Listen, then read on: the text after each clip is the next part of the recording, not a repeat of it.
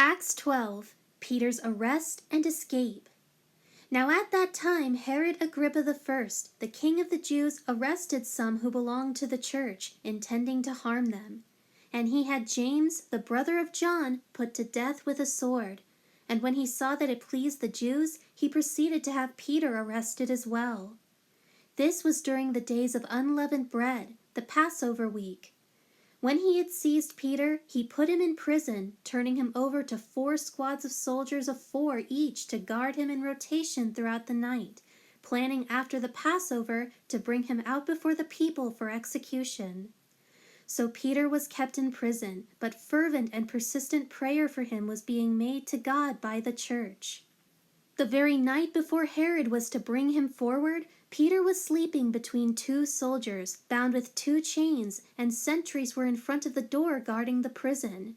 Suddenly, an angel of the Lord appeared beside him, and a light shone in the cell. The angel struck Peter's side and awakened him, saying, "Get up quickly!" And the chains fell off his hands. The angel said to him, "Prepare yourself and strap on your sandals to get ready for whatever may happen." And he did so. Then the angel told him, "Put on your robe and follow me." And Peter went out following the angel.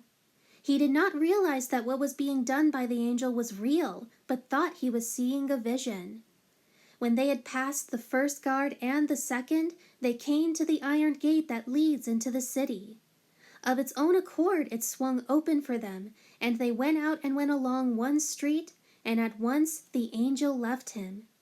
When Peter came to his senses, he said, "Now I know for certain that the Lord has sent his angel and has rescued me from the hand of Herod and from all that the Jewish people were expecting to do to me." When he realized what had happened, he went to the house of Mary, the mother of John, who was also called Mark, where many believers were gathered together and were praying continually and had been praying all night. When he knocked at the door of the gateway, a servant girl named Rhoda came to answer. Recognizing Peter's voice, in her joy she failed to open the gate, but ran in and announced that Peter was standing in front of the gateway. They said to her, "You are out of your mind," but she kept insisting that it was so. They kept saying, "It is his angel." But meanwhile, Peter continued knocking, and when they opened the door and saw him, they were completely amazed. But motioning to them with his hand to be quiet and listen, he described how the Lord had led him out of the prison. And he said, "Report these things to James and the brothers and sisters." Then they left and went to another place. Now when day came, there was no small disturbance among the soldiers over what had happened of Peter. When Herod had searched for him and could not find him, he interrogated the guards and commanded that they be led away to execution. Then he went down from Judea to Caesarea Maritima and spent some time there. Death of Herod.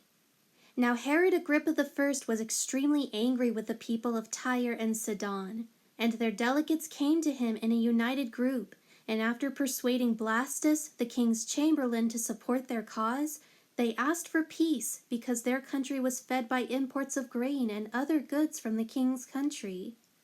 On an appointed day, Herod dressed himself in his royal robes, sat on his throne, and began delivering a speech to the people.